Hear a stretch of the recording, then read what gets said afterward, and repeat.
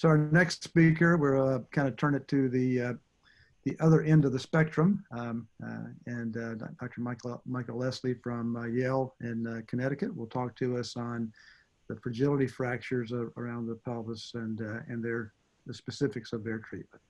So Mike, I'll turn it over to you. Great, thank you very much, Steve. So yes, we're gonna flip to the other side of the spectrum here and talk about insufficiency fractures of the pelvis.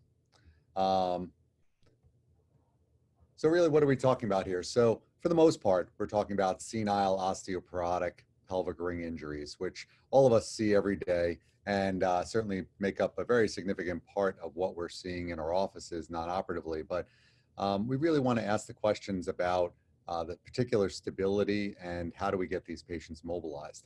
But when we think about insufficiency fractures, we also want to think about the other types of osteoporotic insufficiency fractures, so drug-induced or metabolic in particular. In my practice, this oftentimes includes patients who are on anti-seizure medications who really have very poor bone quality, patients who've been on narcotics for an extended period of time, and then the more traditional metabolic problems that we think about, patients who've been on prednisone for many years or other types of anti-rheumatologic medications. Really, there can be a tremendous population of insufficiency fractures that we think about. We also want to think about pathologic fractures. So with the increasing success of cancer treatments, certainly we're seeing more and more metastatic disease and pathologic fractures. In addition, post-treatment injuries, so patients who have had irradiation of their pelvis for gynecologic cancers can certainly have insufficiency fractures. We want to think about the vitamin D depleted patients, the long-term immobilized patients. So both of these groups of patients can certainly suffer fractures for different reasons. But in the end, we're not really sure why we're even here, because all of these patients are theoretically, traditionally too old for surgery. They can't tolerate surgery, or their bone is simply too brittle to deal with, or maybe we think the deformity just simply won't be that bad. And in many cases, maybe that's the case, but we really want to think about these injuries, much like Dave was saying a few minutes ago, thinking about the pediatric injuries as very much adult type injuries because of the lack of remodeling. On the opposite side of the spectrum, we want to think about these patients really need to be able to mobilize. And we may accept some amount of deformity, but let's really get into that a little bit. So some of the non-osteoporotic concerns, certainly the medical comorbidities that these patients have, the primarily low energy of these fractures, or the high energy trauma comorbidities. We really need to be able to separate those patients out when we think about the elderly patient and whether these are truly osteoporotic fragility fractures or if they are more high energy injuries. We also want to think about prior joint replacements. That's a little bit outside of the scope of this particular talk, but certainly with more and more joint replacement being done, this is going to be more and more of a factor for us in the future. So some of the, in particular, issues in the elderly that we need to think of are metabolic abnormalities that cause both surgical risk and bone healing risk. So anticoagulation, that's probably the most significant thing that we see as far as something we need to deal with. Fractures in the setting of long-term bisphosphonate use certainly has effect on all the bones. It's not just this fracture of the femur that we oftentimes think of. Vitamin D deficiency, hypogonadism, malnutrition, all of these things are very common in older patients. Pelvic fragility fractures in general, we really want to think about ways that we can overcome poor bone purchase via implants and immediate weight bearing that we require in the elderly. And I like to really think about that as a requirement in the elderly, not something that we can really limit people even for a limited period of time. So we're going to go through a lot of patients. So the first one will be a 69-year-old female who had a ground level fall while dizzy. And this is the fracture that she suffered. So here we see fracture of the superior ramus, that's segmental in nature, and then a completely displaced fracture of the inferior ramus. So she's 69 years old. This was a ground level fall, certainly something that we would think about as osteoporotic fragility type. But we do get a CAT scan and we note that she's got a complete sacral fracture here out in zone 1 of the ala. So for this particular patient, we want maybe non-operative care might be the best thing for her. So we want to think about the tenets of that, and I think we're used to doing this. So the goal is early weight bearing, and in order to do this, patients need some amount of bony stability, either inherently or surgically. That requires DVT prophylaxis and central spirometry, really just good nursing care to get these patients mobilized. There are two parts here that run over some of the high energy injuries. So we think about post-mobilization films. I can't say that post-mobilization films have ever really made any difference for me as far as treating these patients. Maybe once or twice we see some difference, but I really have a hard time seeing any big difference in these patients, likely because they're not mobilizing all that much in the very beginning. And the utility of exam under anesthesia, I think that there's more utility to this than we even think, because it might enable us to identify some fracture components that might help make the decision on whether or not these patients undergo surgery. So when we go back to this patient that we were talking about a few minutes ago, she was completely unable to mobilize on hospital day 3, completely unable to get past the side of the bed. So the decision was made to start with percutaneous stabilization, the posterior pelvic ring, and get some compression across those fracture components of the complete sacral fracture. Once that was done, we really want to think about the rest of that ring being stable. So what was done was a stress radiography. And here we see, just with simple internal rotation moments on the left hemipelvis, we see very significant displacement of that superior ramus and overriding of the inferior. So a decision was made at this point to, instead of do a large surgery and really work on an anatomic reduction of that segmental superior ramus, to utilize anteriorly based distraction external fixation to allow this patient to mobilize. And she was allowed to be weight bearing as tolerated on post-op day 1. She slowly mobilized, went to rehab, but then a few months later, she was doing just fine. Of note, with supracetabular external fixation, we want to think about some of the things that are important there. Think about using the largest pin caliber, and using those pins, hydroxyapatite coated pins might be considered if we need longer term fixation. And then thinking about how you place any anterior clamps, either in the mid portion or on the pins. We want to keep them as far away from the patient's thighs as we can and away from their abdomen so that they can mobilize to the chair easy enough. This patient was fine at 4 months, a little bit of internal rotation and flexion, but overall had a much easier course, we hope, than otherwise. A patient 2 here, this is an 86-year-old female who fell outside a bakery on Christmas Eve. This patient has a very significant injury with shortening of her hemipelvis and a very comminuted fracture of the posterior aspect of her ilium leading into her sacroiliac joint. If we're looking at this fracture in a 20-year-old, we would automatically assume that this patient would be surgical. So we really want to think about that. But in the end, who really needs surgery, and can we classify this? And we have a little bit of guidance from 2013 where this comprehensive classification of fragility fractures came out. And this is a very helpful paper that's worth taking a look at. What it talked about a little bit was the fact that the Young and Burgess mechanistic classification and the tile classification are not as useful for the low energy fragility fractures and more useful for the high energy fragility fractures. And that's really due to the fact that the very strong sacroiliac, sacrotuberous, and sacrospinal ligaments are actually stronger than the bone in the osteoporotic fracture patient. And due to the low energy nature, it's really the bone failure that's happening. Bones can only move within the confines of these constraints if it's a low energy fracture. So it really applies in very different ways than the high energy fractures. So the classification that was brought about was this FFP 1 through 4, broken down into a number of different fracture patterns. And I won't get into too much detail here, but essentially the FFP 1s show fractures of the anterior ring. The FFP 2s show fractures that involve the posterior ring. And the FFP 1s can typically be treated non-operatively. The 2s typically treated with percutaneous fixation if the patient cannot mobilize. And then we think about the FFP3s, A, Bs, and Cs, more complex, complete injuries of the posterior pelvis. And these are ones that we would think about open reduction internal fixation. And then the FFP4s are more consistent with very significant injuries of the pelvis that oftentimes involve the spine. So we have a little bit of guidance here.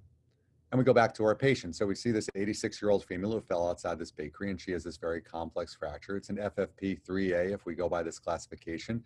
So we would want to consider open reduction internal fixation. However, this particular patient decided for non-operative management.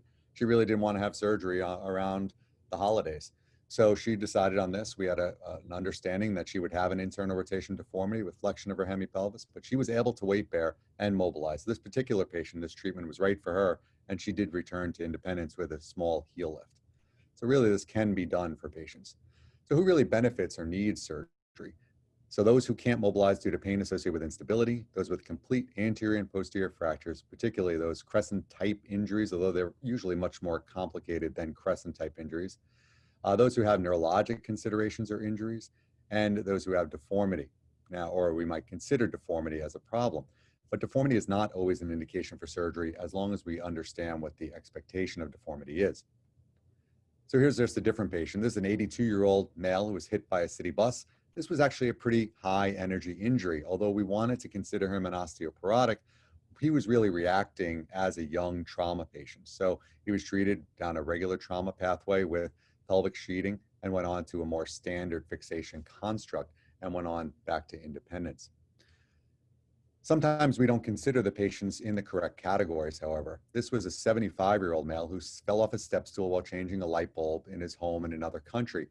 Unfortunately, he was unable to evacuate for 57 days back to the United States, and he was left in this position. He was considered an osteoporotic fracture patient, and in this country that he was in, the consultant chose non-operative care for this particular patient. Unfortunately, he came back to the US in no pain. However, his limb was externally rotated, shortened such to the point that he couldn't even get his foot on the ground. So now the 75-year-old is faced with a much more significant problem because he's so short and so rotated that now he needs an osteotomy of his sacrum, winds up getting an osteotomy of his sacrum with reduction of his anterior ring. Certainly not perfect. However, it did put his foot back on the ground and allowed him to mobilize and return to independence. However, a much more significant surgery than he would have had if he had originally been able to be treated. Patient 6, on the other hand, is an 81-year-old female who fell from standing position while being struck by a passing car, really glanced by a passing car. And when she described the story, it did not seem like a very significant injury pattern, but we see this very significant displacement of the hemipelvis. She did have other injuries that went along with her being on anticoagulation. However, she was a very mobile, very independent person. So we really wanted to consider her severe osteoporosis and her medical comorbidities as she recovered from her trauma comorbidities. We did consider minimizing her risk, minimizing the risk of bone purchase and minimizing the risk of her being able to mobilize. And eventually she went on to very rigid fixation of the posterior ring with multiple points of fixation, really appreciating all the bone we had to utilize there, and then anterior external fixation to really back up our posterior ring fixation. Now, sometimes that's just not enough and we need to actually support our screws a little bit. So here we do know the concept of sacroplasty or augmentation of fixation. There are some papers written about by both the biomechanics and also the clinical series that are in the literature. And this is the problem that we're talking about. So sometimes we utilize intramedullary screw fixation in order to achieve percutaneous stabilization of complex pelvic ring injuries, but sometimes these screws will back out. Sometimes these screws just don't have any purchase. The potential solution is to utilize fenestrated screws or to utilize cement that is injected through the end of cannulated screws to achieve fixation about the screw. We do see that this is being utilized in proximal femur fractures with certain devices quite successfully. So maybe this is a little bit of an answer for the pelvic ring too. So in the 11 clinical series that were reviewed in this particular paper, there were no major complications. There was minor cement extravasation in both anterior to the sacrum and into the SI joint, but neither of which needed intervention. We do know that in the literature, there's clearly some biomechanical stiffness advantage. Potentially, it would prevent the screws from migrating out before healing.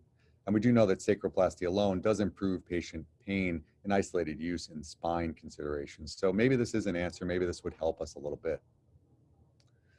The last patient we'll talk about here is a little bit of a bonus and something for the future to think about. So this is the unidentified insufficiency fractures. This was a very low energy motor vehicle collision in a parking lot, 68-year-old female.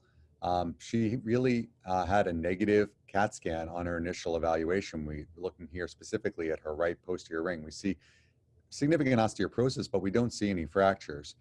However, 6 months later, we do see a fracture that is complete through her sacrum. We also see very significant fracture of her low left-sided pubic body that was not present on her original evaluation. So this patient suffered for about 6 months before she got a repeat CT scan and she was referred. And these are the things we need to think about. And sometimes even the non-displaced fractures have a very difficult time healing. So how can we identify those and help things? Well, we look at vitamin D levels, ionized calcium levels, TSH levels. We might consider teriparatide or surgery. Early evaluation and repeat imaging when patients remain symptomatic without a known fracture is actually pretty important. So we want to pay attention to these patients when they complain of pain. The last thing here is just the use of teriparatide in osteoporotic fracture patients. It does get some favorable use in some centers. Review overall really highlighted its limited use. We can consider it in patients with fractures that we would not otherwise expect to heal due to medical comorbidities and their fracture patterns, but it is very expensive. There's limited data, and it's mostly focused on decreased time to healing and not avoidance of non-union. So it's a little bit difficult to indicate teriparatide use, and there are a lot of black box problems with utilization of this. Some of our last considerations here, post-radiation fractures. Unfortunately, 11.5% of all gynecologic cancer patients treated with radiation suffer pelvic ring injuries within 6 months of treatment. They tend to be very stable injuries, but the pain can be significant. We might want to think about ways to stabilize these to allow their pain to be less. We want to consider all these metabolic issues like we talked about on the last patient there, but also smoking cessation, alcohol abuse, weight-bearing exercise, what are they doing? And we want to consider bisphosphonate use after their fracture healing. In summary, if a patient's unable to mobilize, we want to consider surgical treatment, even if it's a relatively stable fracture, because sometimes the compression may help these patients mobilize. For less stable fractures, it becomes a little bit more obvious, and we can do surgical stabilization, but we want to really consider the bone quality, utilize sacral and column screws with possible cement augmentation, and then the anterior ring is oftentimes very successfully treated with supracetabular external fixation. Ideally, we want to mobilize these elderly patients. Activity is tolerated, make them weight-bearing is tolerated immediately, and hopefully we can get these patients on to successful outcomes without too much concern. Thank you very much.